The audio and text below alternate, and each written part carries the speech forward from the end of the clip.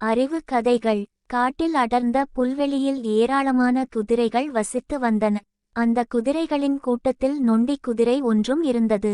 மற்ற குதிரைகள் எல்லாம் அந்த நொண்டி குதிரையை மட்டமாகவே நினைத்தன. எல்லா குதிரைகளும் அந்த புல்வெளியில் ஓடியாடி விளையாடுகின்ற நேரத்தில் அந்த நொண்டி குதிரையானது அமைதியுடன் ஒரிடத்தில் படுத்திருக்கும். அதனால் மற்ற குதிரைகள் எல்லாம் அதனை சோம்பேறி என்று கேலி செய்தன. நண்பர்கள் எல்லாம் தன்னை கேலி செய்கிறார்களே என்று நொண்டி குதிரைக்கு சற்று வருத்தமாக இருந்தது. நண்பர்கள் எல்லாம் அறியாமையின் காரணமாக இப்படி கேலி செய்கின்றனர். அதனால் நாம் அவர்களின் மீது கோபப்படுவது நல்லதல்ல என்று முடிவு செய்தது அந்த நொண்டி குதிரை. ஒரு நாள் சிங்கம் ஒன்று அந்த புல்தரையில் பக்கமாக வந்தது. அந்த இடத்தில் ஏராளமான குதிரைகள் புற்களை மேய்ந்தபடி நின்று கொண்டிருப்பதை பார்த்தது. ஆஹா, இந்த இடத்தில் ஏராளமான குதிரைகள் நிற்கின்றதே. இந்த குதிரைகள் எல்லாம் நன்கு கொழுத்து காணப்படுகின்றன.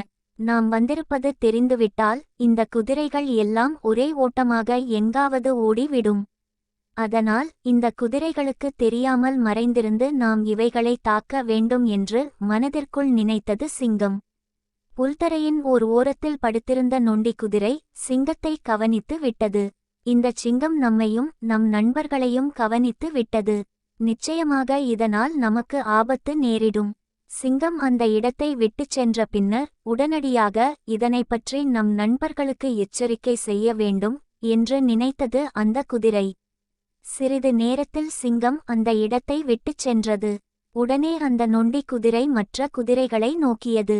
நண்பர்களே, சற்று நேரத்திற்கு முன்னர் சிங்கராஜா மறைந்திருந்து நம்மையெல்லாம் கவனித்துச் சென்றுவிட்டார். இன்னும் ஓரிரு நாட்களில் அவரால் நமக்கு ஆபத்து ஏற்பட வாய்ப்பிருக்கிறது. நாம் நம்மை பாதுகாத்து கொள்ள உடனடியாக இந்த புல் வெளியினை விட்டு வேறு இடத்திற்குச் சென்று விட வேண்டும் என்றது. நொண்டி குதிரையின் பேச்சைக் கேட்ட மற்ற குதிரைகள் எல்லாம் சிரித்தன. நண்பர்களே, இந்த நொண்டி குதிரையின் பேச்சை கவனித்தீர்களா? இவன் நம்மையெல்லாம் பயம் காட்டுகின்றான். சிங்கராஜா நம்மை பார்த்து விட்டாராம். அதனால் நாம் இந்த இடத்தை விட்டு வேறு எங்காவது செல்ல வேண்டுமாம். கேட்பதற்கே மிகவும் வேடிக்கையாக இருக்கிறது என்று ஒன்றுக்குள் ஒன்று கூறியபடி சிரித்து கொண்டன. நண்பர்கள் எல்லாம் நம்மை ஏளனம் செய்கின்றார்களே, இவர்களுக்கு நான் நல்லதை சொல்ல நினைத்தேன்.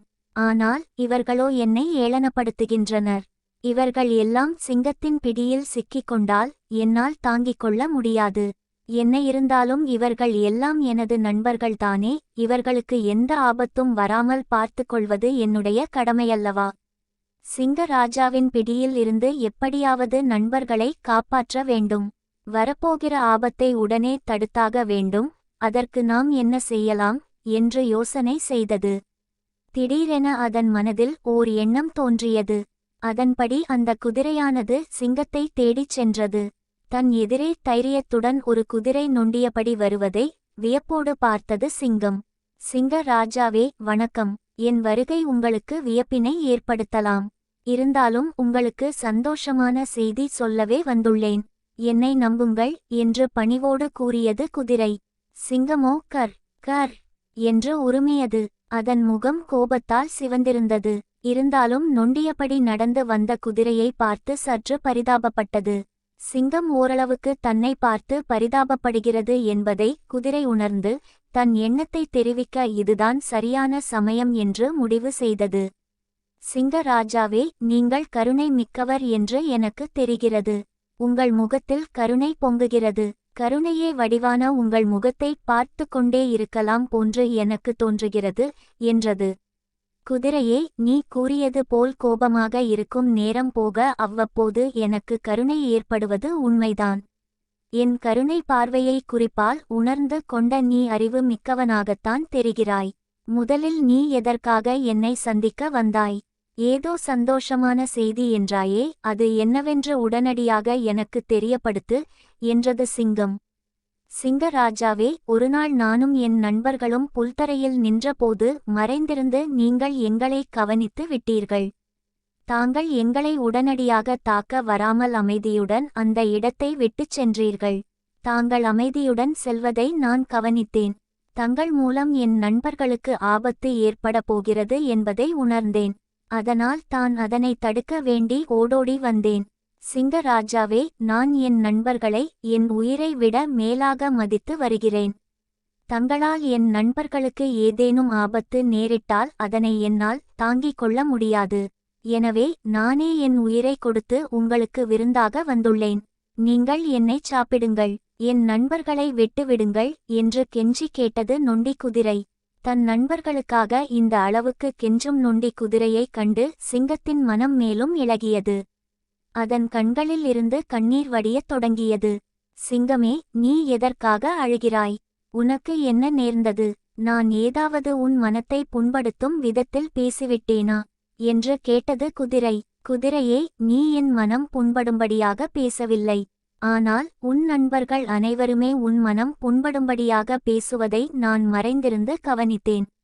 ஆனால் நீயோ அதனை எல்லாம் மனத்தில் வைத்து கொள்ளாமல் உன் நண்பர்களை காப்பாற்ற வேண்டும் என்ற எண்ணத்தோடு இருக்கிறாயே. உன்னை பற்றி உன் நண்பர்கள் இதுவரையிலும் புரிந்து கொள்ளாதது துரதிர்ஷ்டம்தான். இதோ இப்போதே உன்னை அழைத்துச் சென்று உனது உயர்ந்த குணத்தை பற்றி அவர்களுக்கு எடுத்துரைக்கிறேன் என்றவாறு குதிரையை அழைத்து கொண்டு புறப்பட்டது சிங்கம். அந்த நேரத்தில் புல் தரையில் எல்லா குதிரைகளும் கூட்டமாக நின்று புற்களை மேய்த்து கொண்டிருந்தன. நொண்டி குதிரை சிங்கத்தோடு வருவதைக் கண்டதும் எல்லா குதிரைகளும் திடுக்கிட்டன. உடனே சிங்கம், நீங்கள் யாரும் என்னைக் கண்டு பயப்பட வேண்டாம். உங்களுக்கு ஒரு உண்மையை எடுத்துரைத்து உங்கள் அறியாமையை போக்கும் பொருட்டே உங்களை தேடி வந்துள்ளேன் என்றது சிங்கம். சிங்கத்தின் பேச்சைக் கேட்ட மாத்திரத்தில் எல்லா குதிரைகளும் திகைப்படைந்தன. சிங்க ராஜாவே, வணக்கம். தங்களின் அன்பான பேச்சைக் கேட்டதும் எங்கள் அச்சம் விலகிவிட்டது. தாங்கள் எங்களுக்கு என்ன நீதி வழங்கினாலும் அதனை ஏற்றுக்கொண்டு உங்கள் பேச்சுக்கு கட்டுப்பட்டு இருப்போம் என்றன குதிரைகள். நல்லது குதிரைகளே, இதோ நிற்கின்ற உங்கள் நண்பனான இந்த நொண்டி குதிரையை நீங்கள் உங்களில் ஒருவனாக எண்ணாமல் அதன் மனத்தை புண்படுத்தி வந்தீர்கள். ஆனால் உங்கள் நண்பனான இவனோ என்னால் உங்களுக்கு வரப்போகின்ற ஆபத்தை தடுத்து உங்களுக்காக எனக்கு விருந்தாக உணவளிக்க வந்தது. அதன் தியாகத்தை நான் என்னவென்று சொல்வது? இப்படி ஒரு தியாகமிக்க நண்பனை இத்தனை காலமும் நீங்கள் புரிந்து கொள்ளாமல் இருந்து விட்டீர்கள் என்றது சிங்கம். சிங்கத்தின் பேச்சைக் கேட்டதும் எல்லா குதிரைகளும் தலை குனிந்தன. அன்போடு அந்த நொண்டி குதிரையினை சூழ்ந்து கொண்டன. அதனைக் கண்டு சிங்கமும் மகிழ்ச்சியடைந்தது. மற்ற குதிரைகளோ நொண்டி குதிரையை பார்த்தன. நண்பா, உனக்கு கால்தான் ஊனம். ஆனால் எங்களுக்கோ மனமே ஊனமாகி விட்டது. அதனால்தான் உன் நட்பின் அருங்குணத்தை தெரியாமல் இருந்து விட்டோம். நீ அமைதியாக இருந்தே சிங்க ராஜாவே போற்றும்படியான அன்பான செயலை செய்துவிட்டாய். நாங்கள் எல்லாரும் உன்னை வாழ்த்தி வணங்க கடமைப்பட்டுள்ளோம் என்றன குதிரைகள். நாம் வந்த வேலை இனிதே முடிவடைந்து விட்டது. குதிரைகள் எல்லாம் திருந்திவிட்டன. இனிமேல் அவற்றுக்குள் எந்தவிதமான பேதமும் ஏற்படாது என்று நினைத்து திரும்பி சென்றது சிங்கம்.